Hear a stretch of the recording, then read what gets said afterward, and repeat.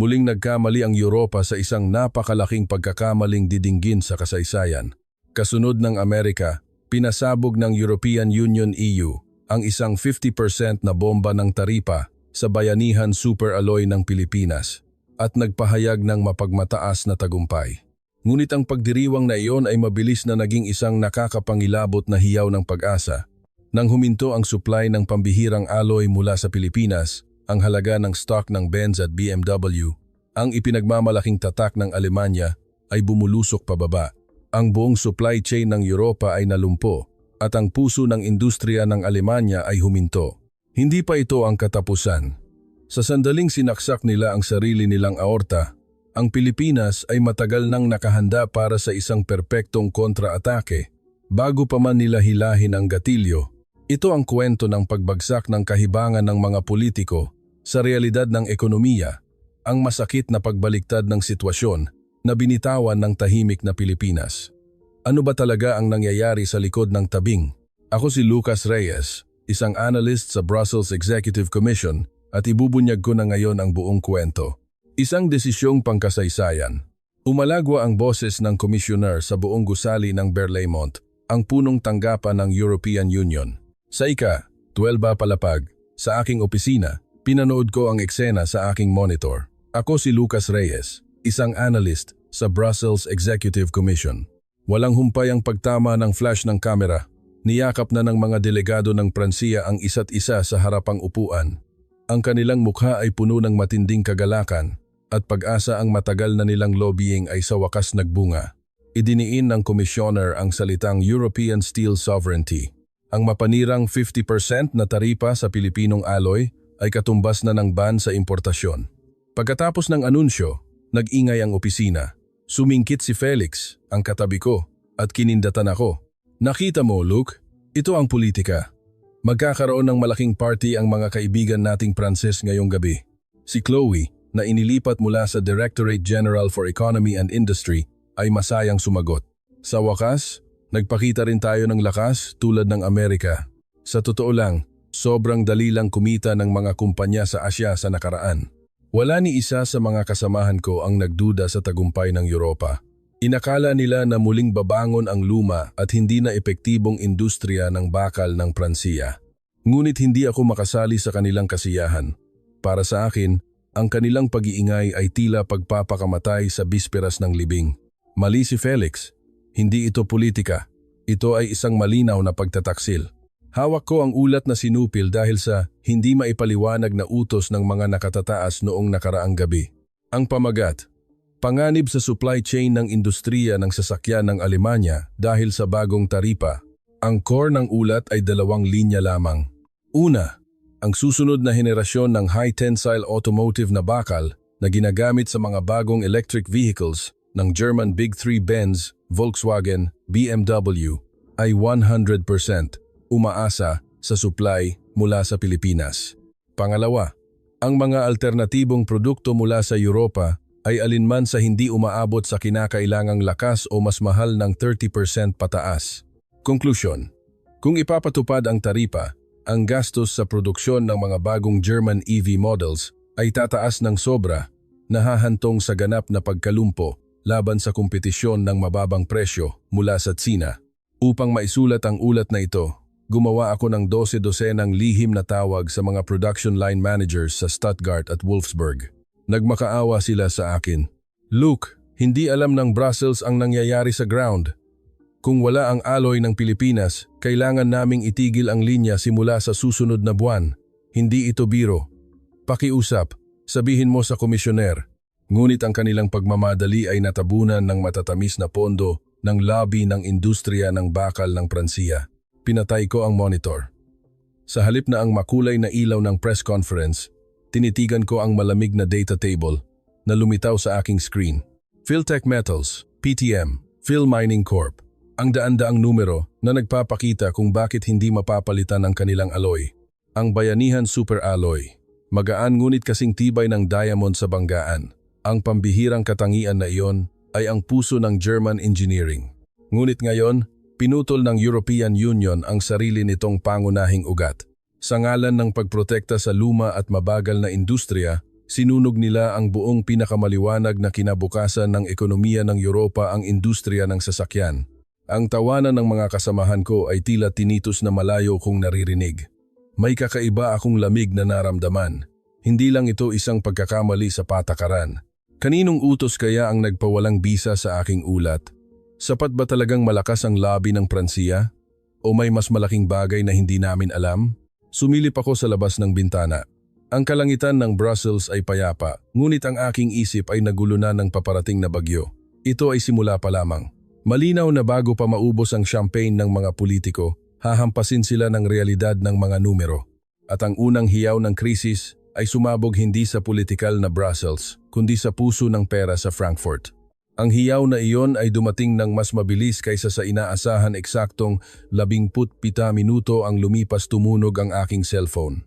Nang makita ko ang caller ID, biglang tumibok ng malakas ang puso ko. Si Anya Schmidt, ang aking batchmate sa Heidelberg University at analyst sa automotive sector ng Deutsche Bank sa Frankfurt.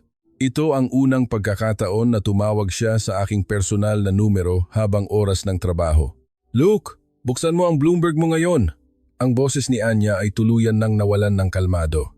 Nang buksan ko ang monitor, isang nakakagulat na graph ang sumalubong sa akin. Ang stocks ng German Big Three ay bumulusok. Benz negative 8,3%, Volkswagen negative 9,1%, BMW negative 7,8%. Nangyari ito wala pang isang oras pagkatapos ng anunsyo ng taripa. "Look, ano ba ang iniisip ninyo sa Brussels?" Ang tawag ninyong tagumpay, dito ay tinatawag na malaking sakuna ng market. Tahimik akong lumabas sa opisina at nagtungo sa conference room sa dulo ng pasilyo. Nagpatuloy si Anya, kakalabas lang ng emergency analysis ng research team namin. Sa 50% na taripa sa Bayanihan Super Alloy ng Pilipinas, ang average production cost ng mga German EV ay tataas ng minimum na 4,000. Pero ang mas malaking problema ay walang kapalit. Narinig ko si Anya na kinukumpirma ang mismong nilalaman ng aking ulat. Ngunit ang sunod niyang sinabi ay mas nakakagulat. "Pero may mas kakaiba, Luke. Nakita mo ba ang stocks ng mga kumpanya ng bakal sa Pilipinas? Ang Philtech Metals ay plus 3.2%. Ang Philmining Corp plus 2.8%.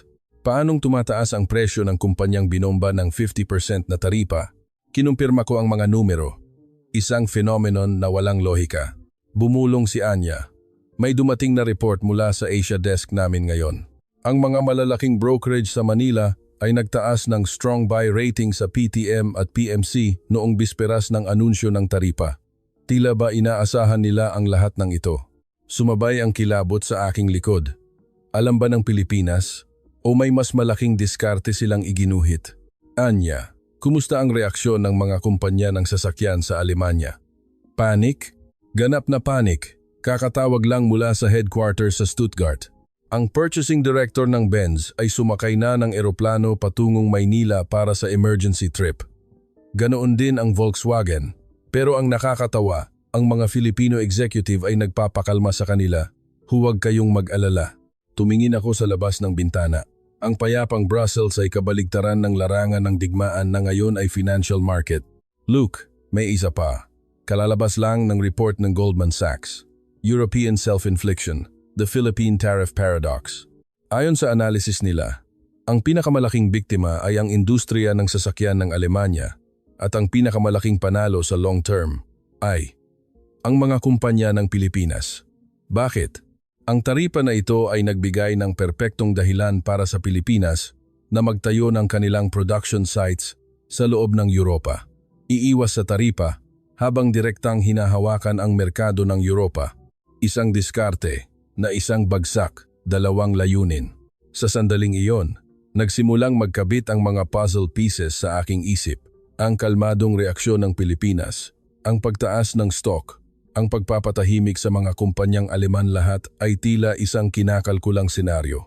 Bumuntong hininga si Anya. "Look, 7 taon ko nang tinitingnan ang sektor na ito. Ngayon ko lang nakita na ang market ay hinatulan ang politika ng ganito kabilis at kalupit.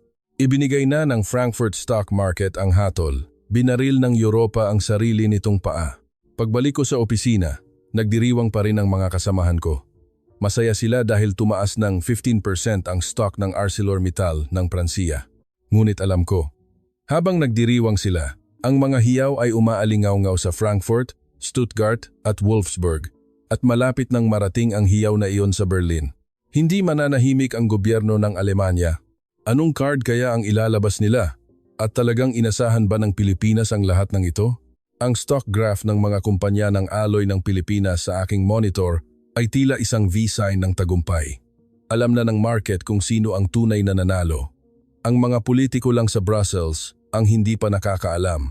7:00 ng gabi, habang naghahanda akong umuwi, may dumating na encrypted message sa aking personal na email. Anonymous ang nagpadala, ngunit malinaw na galing sa domain ng gobyerno ng Berlin. Isang linya lang ang laman. Mr. Wagner, tama ka. Gagalaw na ang Berlin. Mag-ingat ka.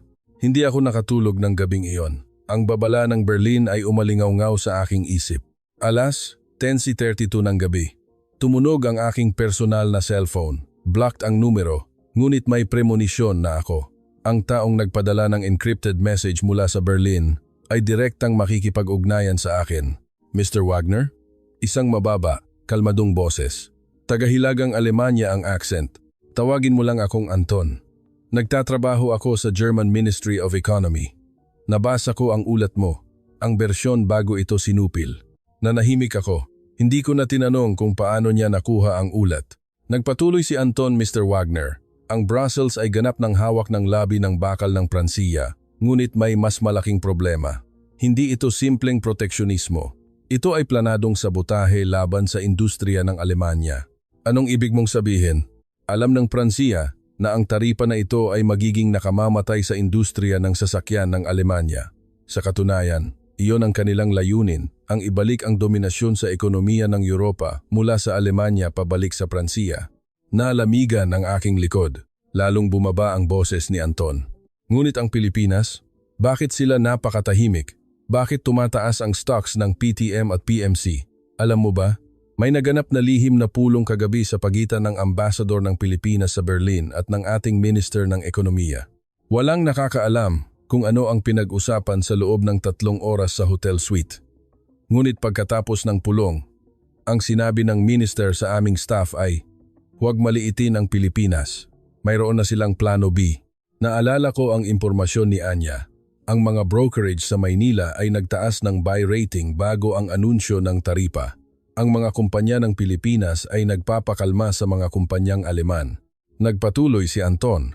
Mr. Wagner, may isang tunay na kasunduan sa likod ng taripa na iyan na hindi natin alam. Hindi madaling magpapadala ang Pilipinas. Sila ang pinakamatalinong negosyador sa mundo. Nakaligtas sila sa trade war sa Amerika at nagtagal sa gitna ng pressure ng China. Kaya, ano ang inihanda ng Pilipinas? Ang trabaho mong alamin iyan. Ikaw lang ang nakakaalam ng katotohanan sa loob ng Brussels. Hanapin mo kung bakit sinupil ang ulat mo at kung sino ang nagdesisyon niyan. Ngunit sa posisyon ko, naniniwala ka bang mananahimik ang gobyerno ng Alemanya? Hahayaan ba naming bumagsak ang aming industriya ng sasakyan? Hindi. Direktang nakialam na ang Chancellor's Office. Pero kailangan namin ng impormasyon sa loob. Ano ba talaga ang itinatago ng Brussels? Tumigil sandali si Anton at nagdagdag. Bukas ng umaga, tingnan mo ang personal mong drawer sa opisina. May inilagay akong file na makakatulong.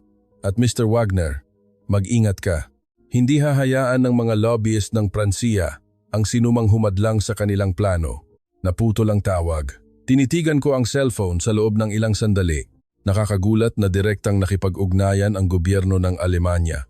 Ngunit ang mas malaking tanong ay, ano ba talaga ang inihanda ng Pilipinas? Bakit sila napakakalmado? At kung talagang sinadya ng Pransiya na atakehin ang industriya ng Alemanya, hindi ba ito isang pagtataksil na magpapayanig sa mismong pundasyon ng European Union?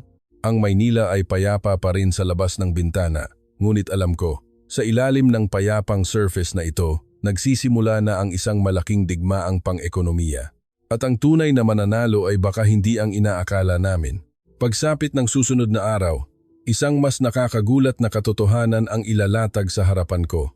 Hindi ko inakala na ang pulang folder na iyon ay tuluyang magbabago ng aking buhay. Pagkatapos ng isang gabing walang tulog, dumating ako sa opisina ng mas maaga, 7 ng umaga, walang tao sa gusali, ang tunog lamang ng aking mga yapak ang umalingaw-ngaw sa pasilyo. Nanginig ang kamay ko habang binubuksan ang drawer. Gaya ng ipinangako ni Anton, may isang plain brown envelope sa loob. Bago ko buksan ang envelope, narinig ko ang isang pamilyar na boses sa likod ko. May mas mahalaga kaysa dyan, Luke. Paglingon ko, nakatayo si Matteo Ricci, ang aking mentor at deputy head ng Economic Analysis Office ng Executive Commission. Ang 67 taong gulang na gentleman na taga-Italia ay isang living legend na nagtrabaho sa commission sa loob ng 30 taon. May hawak siyang isang pulang folder. Matteo, anong ginagawa mo rito sa ganitong oras? Tumawag ang mga kaibigan mong Aleman kahapon, pero may isang bagay na hindi nila alam. Tumingin-tingin si Matteo sa paligid at inakay ako sa emergency staircase. Sa gitna ng walang tao na hagdan, iniabot niya sa akin ang pulang folder. Malinaw na nakatatak sa cover ang European Union TOP secret na nangangahulugang classified information. Ito ang orihinal, ang ulat mo.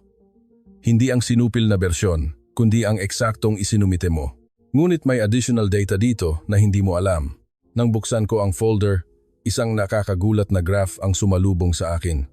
Sa likod ng bahagi ng German EV Production Disruption Forecast na ginawa ko, may sumulat ng additional analysis gamit ang pulang pen. Agarang epekto ng taripa, 40%.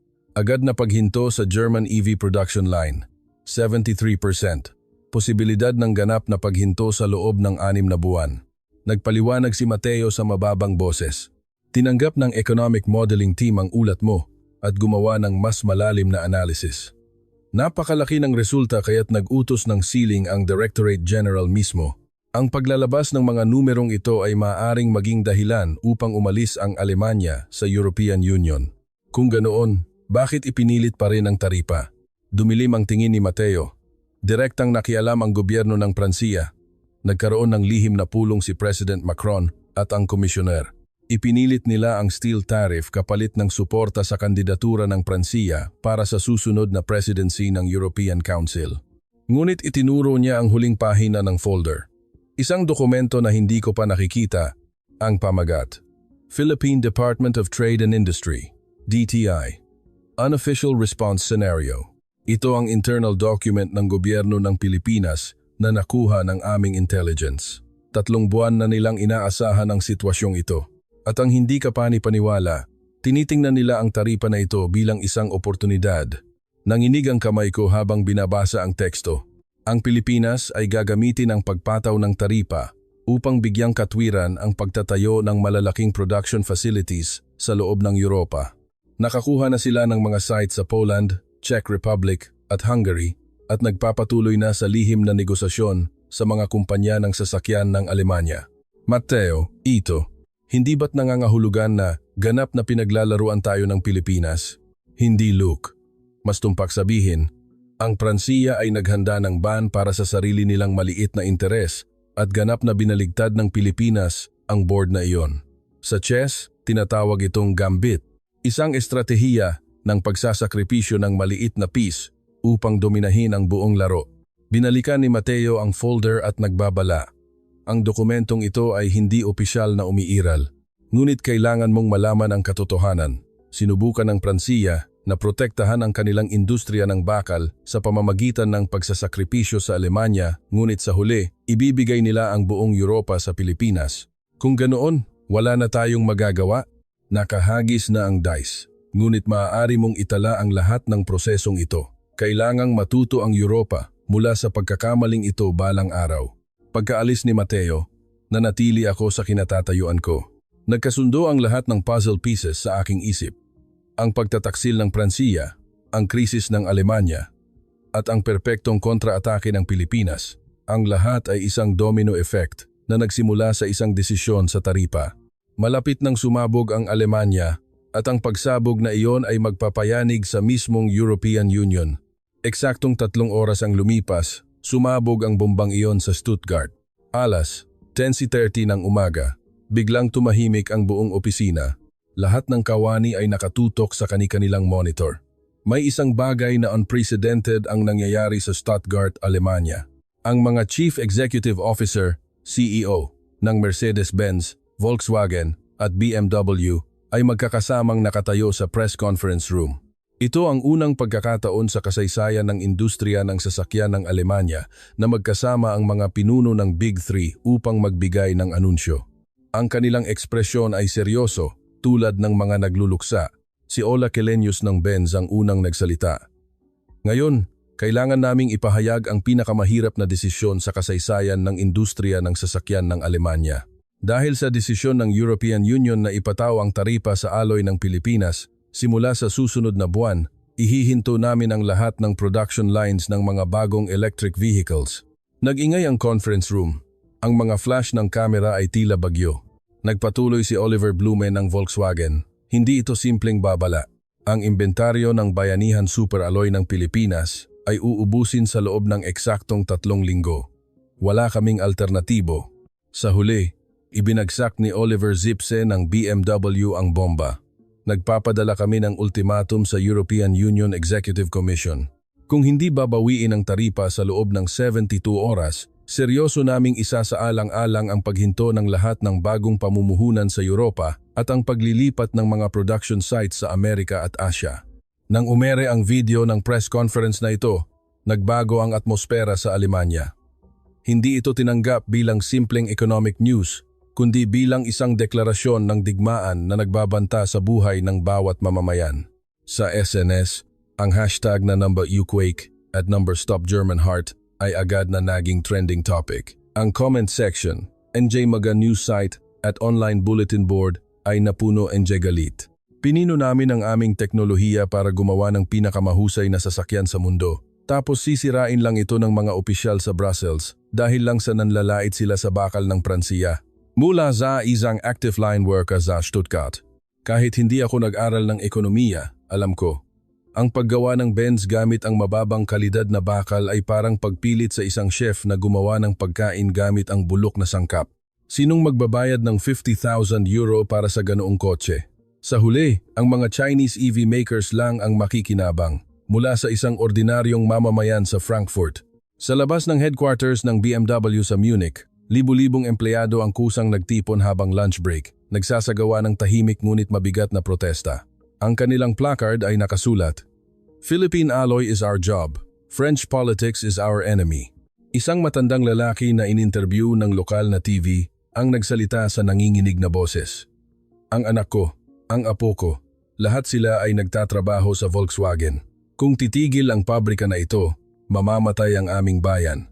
Ang mga taga-Brussels ay tinatrato ang aming buhay na parang chess pieces habang umiinom ng champagne. Ito na ang simula ng katapusan ng EU. Ang damdamin ng publiko sa Alemanya ay bumaling sa anti-France at pro-Philippines. Ang nakakatawang pagkilala na ang teknolohiya ng Pilipinas ang magliligtas sa kanilang buhay ay mabilis na kumalat sa mga mamamayang Aleman. Sa tabi ko, napasinghap si Felix. Ito, hindi ba't deklarasyon ng digmaan ito? Ngumiti si Chloe, ang Pranses na kasamahan. OA, palaging ganyan ang mga Aleman. Gumagawa ng ingay, pero sa huli, magpapadala rin sila. Ngunit alam ko, iba ito ngayon. Ang sabay-sabay na pagkilos ng German Big Three ay nangangahulugan na tapos na ang koordinasyon sa antas ng gobyerno. Sa kantin noong lunch break, tila battlefield ang loob. Nagsigawan ang mga staff mula sa German desk at French desk. Kayo ang lumikha ng sitwasyong ito sa pamamagitan ng lobbying. Problema ng mga kumpanyang Aleman na sobrang umasa sa Pilipinas. Sa sandaling iyon, tumunog ang cellphone ko. Si Anton. Mr. Wagner, nakita mo? Nagsisimula pa lang ito. Ngunit may mas mahalagang impormasyon. Isang oras na ang nakalipas, nagkaroon ng emergency press conference ang secretary ng DTI, Department of Trade and Industry, ng Pilipinas. Ang nilalaman ay napakakahulugan. Anong nilalaman? Ang gobyerno ng Pilipinas ay nag-anunsyo ng isang espesyal na tugon na batas para sa market stabilization ng Europa. Ang mga detalye ay ilalabas sa loob ng 48 oras. Mr. Wagner, hindi ba ito kakaiba? Tila ba alam na nila ang ultimatum ng mga kumpanyang Aleman kaya sinabay nila ang oras? Agad na sumagi sa aking isip ang dokumento na ipinakita ni Mateo, ang senaryo na inihanda ng Pilipinas 3 buwan na ang nakalipas. Inasahan ba talaga nila ang lahat ng ito? 3:00 ng hapon. nagkagulo ang Brussels. Kumalat ang balita na direktang tinawagan ng Chancellor ng Alemanya ang President ng European Commission, humihingi ng agaran at ganap na solusyon. Ang President ng Pransiya ay naglabas din ng emergency statement, ngunit kabaligtaran ang nilalaman, huwag magpadala sa pagbabanta ng mga kumpanyang Aleman. Ang mga pasilyo ng Executive Commission Building ay abala sa mga opisyal na tumatakbo patungo sa mga emergency meeting. Ang mukha ng lahat ay punong-puno ng pagkabalisa. Ang dalawang pinakamalaking bansa ng European Union ay nagbanggaan ng harapan. Alas, 6 ng gabi, pumunta si Mateo sa opisina ko. Luke, katatapos lang ng isang non-public high-level meeting, ganap na kaguluhan. Dinala ng panig ng Alemanya ang orihinal na ulat mo na sinupil, habang iginiit ng Pransiya ang karapatan ng isang member state sa proteksyon ng industriya. Ang conclusion, walang konklusyon. Hindi sila makapagbigay ng konklusyon dahil walang gustong magparaya. Ngunit ang tunay na problema, sabi ni Mateo habang nakatingin sa labas ng bintana, ay may pangatlong panig na nakangiti habang nanonood sa away na ito. Itinuro niya ang skyline ng Brussels. Ang silangan ay kulay pula. May ideya ka ba kung ano ang espesyal na tugon na batas na iaanunsyo ng Pilipinas sa loob ng 48 oras habang nag-aaway tayo, tapos na ang paghahanda nila upang kunin ang buong European market? Pagkatapos niya magsalita, isang breaking news ang lumabas sa aking monitor. Emergency. Philtech Metals at Phil Mining Corp. Mag-aanunsyo ng major investment plan sa loob ng Europa. Ang tantiyang sukat ay higit sa 10 euro billion. Habang nagngangangat-ngat ang Alemanya at Pransiya sa isa't isa, tahimik ngunit tiyak na itinayo ng Pilipinas ang kanilang ekonomikong imperyo. Habang tumatakbo ang orasan ng 72 oras na ultimatum, alas 6 ng umaga kinabukasan, isang emergency video file ang dumating mula kay Anton. Kalakip ang encrypted message, Mr. Wagner, ito ay kuha sa Wolfsburg kaninang madaling araw. Hindi pa ito alam ng German media. Nang i-play ang video, lumabas ang loob ng isang malaking pabrika ng Volkswagen. Ang production line na karaniwang gumagana ng 24 oras ay tahimik ng nakakakilabot. Ang tagakuha ng kamera ay tila ang factory manager at ang kanyang boses ay puno ng desperasyon. Ito ang final assembly line ng ID-7. Nakikita mo ba ang mga robot arm na yan? Latest equipment, 3 million euro bawat isa. Pero malapit na itong maging isang tumpok ng walang kwentang bakal. Inilipat niya ang kamera sa warehouse. Ang mga alloy na dati ay nakasalansan hanggang kisame ay kaunti na lang ang natitira sa isang sulok. Ang asul na marking na iyan ay produkto ng Philtech Metals. Eksaktong 18 araw na lang ang natitira. Ang pula ay Phil Mining Corp. 12 araw na lang. Kapag naubos ito, 22,000 katao ang mawawalan ng trabaho. Lumipat ang kamera sa quality test area. Isang engineer ang nagpaliwanag habang hawak ang dalawang alloy. Ito ang Bayanihan Super Alloy ng Pilipinas. 0.7 mm ang kapal, ngunit kayang suportahan ang 1.5 tonelada. At ito naman ang sample na ipinadala ng ArcelorMittal ng Pransiya. 1.1 mm ang kapal, pero 20% ang mas mababa ang lakas. Kung gagawin naming kotse ito, hindi kami makakakuha ng 4 na starman lang sa Euro NCAP safety. Hinampas niya ang dalawang alloy ng martilyo. Ang Filipino alloy ay bahagya lang na UP, habang ang French alloy ay may malalim na marka at bahagyang napunit. Hindi namin kayang lokohin ang mga mamimili. Kung magbebenta kami ng ganoong kotse at maaksidente, pagtataksil iyon sa tiwala. Nagpatuloy ang additional message ni Anton. Mr. Wagner, may mas seryosong problema. Ang BYD at NIO ng China ay umaabang sa sitwasyong ito. Tapos na ang kanilang paghahanda na sakupin ang European market sa sandaling huminto ang mga pabrika ng Alemanya. Agad akong nagtungo sa opisina. Nakita ko si Chloe sa elevator. At iba ang ekspresyon niya kaysa dati. Luke, sa totoo lang, nagkamali ba talaga ang Pransiya? Nagulat ako sa tanong niya, pero nanahimik ako. Bumuntong hininga si Chloe. Ang asawa ko ay isang designer sa Peugeot. Kailangan din nila ng alloy ng Pilipinas. Nagprotesta ang Stellantis sa gobyerno ng Pransiya, pero binalewala. Pagdating ko sa opisina, lumapit si Felix na may mukhang tuwang-tuwa. Luke, kalalabas lang ng nakakagulat na balita. Tumaas ng 30% ang presyo ng alloy ng POSCO at Hyundai ng Korea. Nagkakagulo ang mga kumpanyang Aleman na nagtatangkang gamitin ang Korean alloy bilang kapalit. May mga usap-usapan pa nga nakasabwat ang Korea at Pilipinas. East Asia Steel Alliance, daw. Sa TV sa kantin noong lunch break, isang nakakagulat na balita ang umere. Tumayo ang governor ng Bavaria, Alemanya at binatikos ang federal government. Kung hindi masosolusyonan ng Berlin, makikipagnegosasyon kami ng independently sa Pilipinas. Kailangan naming iligtas ang BMW factory sa Munich. Ito ay ang simula ng pagkakawatak-watak sa loob ng Alemanya. Sa isang federal state tulad ng Alemanya, kapag nagsimula ng kumilos ng mag-isa ang mga estado, mawawalan ng lakas ang sentral na gobyerno. 2:00 ng hapon, isang emergency call mula kay Maximilian ang tumunog sa aking cellphone. Luke, kararating lang ng CEO namin mula sa Pilipinas. Direktang nakipagpulong sa chairman ng Philtech Metals. Ano ang sinabi niya? May plano na ang Pilipinas. Magtatayo sila ng production facilities sa Europa upang iwasan ang taripa. Saan? Poland, Czech Republic, Hungary. Sa buong silangang Europa, sa average distance na 300 kilometer mula sa mga pabrika ng Alemanya. Nasukol ako. Hindi ko inakala na ganito kametikuloso ang paghahanda ng Pilipinas. Nagpatuloy si Maximilian, pero ang mas nakakagulat, alam na raw ng gobyerno ng Alemanya. May usap-usapan pa nga na nag-alok ang Alemanya sa Pilipinas, gagamitin ang taripa ng EU bilang dahilan para akitihin ang mga kumpanya ng Pilipinas sa Europa. Kung ganoon, ang Pransiya lang ang nagpakita ng katangahan. Ganap, 3:00 ng hapon. Ang Director General ng French Ministry of Economy ay dumating sa opisina ko. Namumula ang kanyang mukha. Mr. Wagner, nagkakaproblema kami dahil sa mga tsismis na ikinakalat mo. Sinasabi ko lang ang katotohanan. Katotohanan? Ang bakal ng Pransiya ay may sapat na competitiveness. Bigyan lang kami ng oras. Sa sandaling iyon, isang breaking news ang lumabas sa aking monitor. Sabay naming nakita. Emergency, Tesla. Nagtapos ng 10-year exclusive contract sa Philippine Big Three. Elon Musk. Impossible ang Cybertruck production kung wala ang Filipino alloy. Namutla ang mukha ng Pranses. Ito ay isang konspirasyon. Kinuha ko ang isang dokumento sa drawer. Ang breakdown ng technology investment ng ArcelorMittal ng Pransiya sa loob ng huling 5 taon. Monsieur, alam mo ba kung magkano ang inilaan ng ArcelorMittal sa RD noong nakaraang taon? 200 million. Ang Philtech Metals, 1.8 billion.